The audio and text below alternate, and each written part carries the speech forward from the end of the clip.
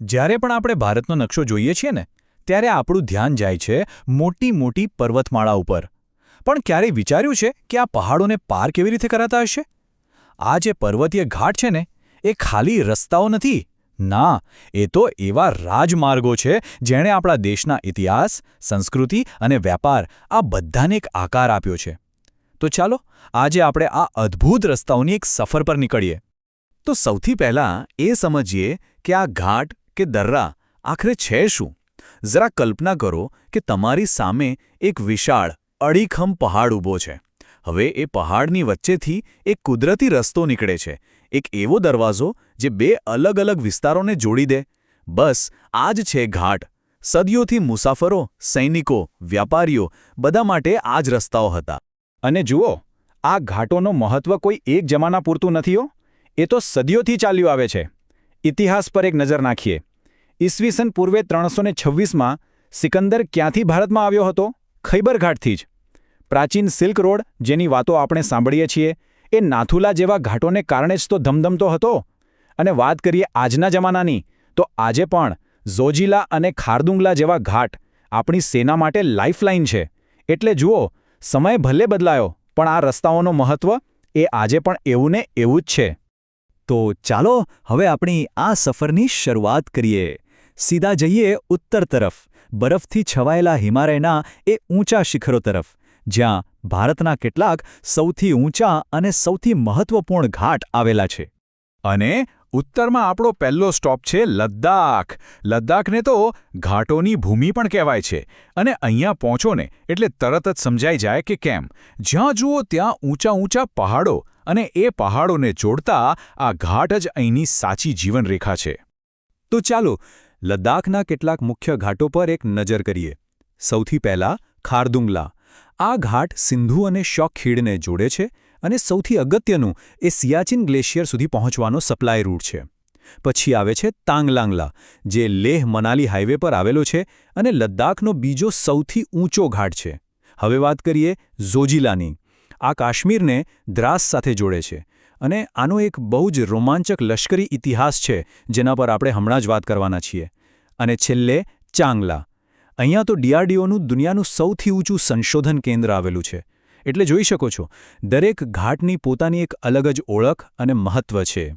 પણ એક સવાલ મનમાં જરૂર થાય કે 1948માં આટલો બર્ફીલો, દુર્ગમ પર્વતીય ઘાટ એ અચાનક એક ખતરનાક ટેન્ક યુદ્ધનું મેદાન કેવી રીતે બની ગયો? કેવી રીતે ભારતીય સેનાએ એક એવું મિશન પાર પાડ્યું જે લગભગ અશક્ય લાગતું હતું? ચાલો આની પાછળની કહાની જાણીએ. આ આખી કહાણી છે ઓપરેશન બાઇઝનની. થયું એવું કે 1948માં ગિલગિટના બળવાખોરોએ ઝોજીલા પર કબજો કરી લીધો.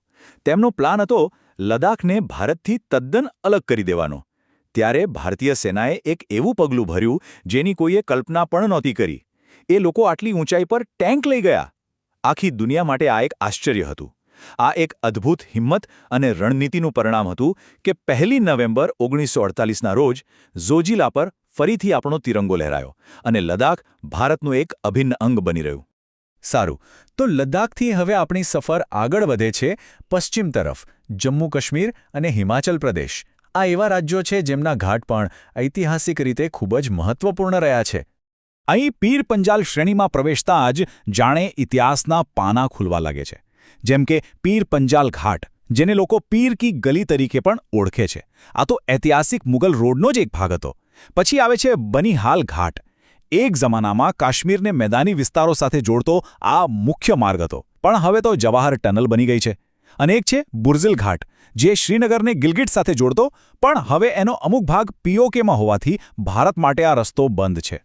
હવે જરા હિમાચલ પ્રદેશની વાત કરીએ. અહીંયા એક બહુ જ રસપ્રદ ભૌગોલિક વાત છે. સતલજ નદી, આટલી વિશાળ નદી, એ ભારતમાં ક્યાંથી પ્રવેશે છે ખબર છે? શિપકી લા ઘાટમાંથી.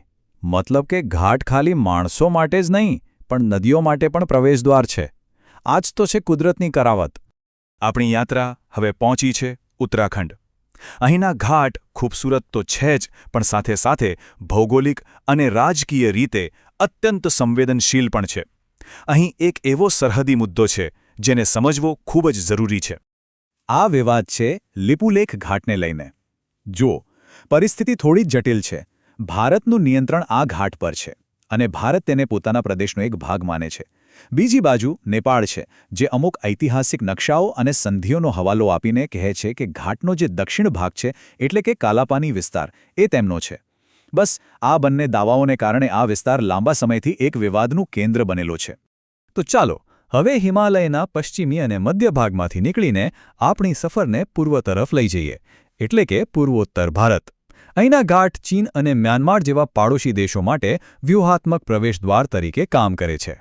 નાથુલા ઘાટ માટે કહેવાય છે કે નાથુલા પ્રાચીન સિલ્ક રોડનો એક ભાગ હતો, જે સદીઓથી વેપાર અને વિચારો માટેનું માધ્યમ હતું. આ એક વાક્ય જ આ ઘાટનું આખું મહત્વ સમજાવી દે છે.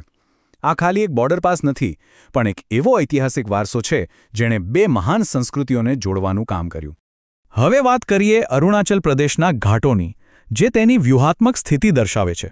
અહીં અમુક ઘાટ ઉત્તરમાં તિબેટ એટલે કે ચીન સાથે જોડે છે, જેવા કે બોમડીલા અને યાંગ્યાપ ઘાટ, તો અમુક પૂર્વમાં મ્યાનમાર માટેના દરવાજા છે, જેવા કે દિહાંગ અને પાંગસુ ઘાટ.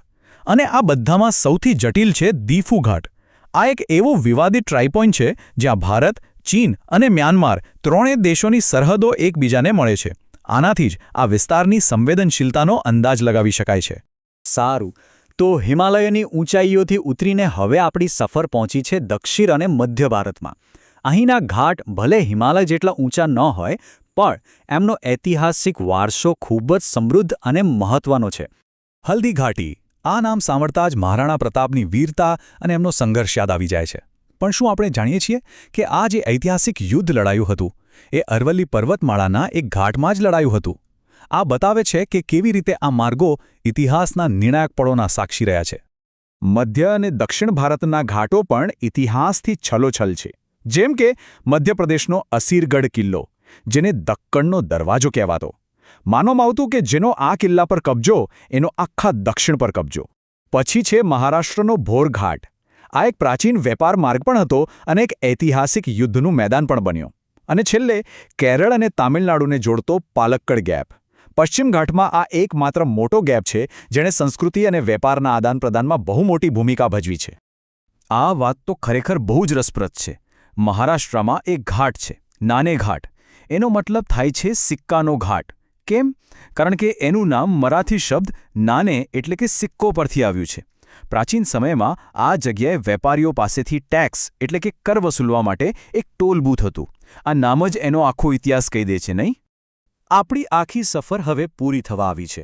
તો અંતમાં એ વિચારવું જરૂરી છે કે આ પર્વતીય માર્ગો આજના આ આધુનિક યુગમાં પણ આખરે શા માટે એટલા મહત્વના છે? આપણે આખી ચર્ચામાં જોયું કે કેવી રીતે આ ભૌતિક ઘાટ પહાડો જેવા અવરોધોને પણ તકોમાં ફેરવી નાખે છે. સાચું કહું તો આપણા જીવનમાં પણ આવા ઘાટ હોય છે. ઘણા લોકો માટે શિક્ષણ અને સાચું જ્ઞાન જેવો ઘાટ છે જે જીવનની મુશ્કેલ પરિસ્થિતિઓને પાર કરીને સફળતાના શિખરો સુધી પહોંચવાનો રસ્તો ખોલી આપે છે. એ આપણને પડકારોને પાર કરવાની હિંમત અને એક નવી દૃષ્ટિ આપે છે.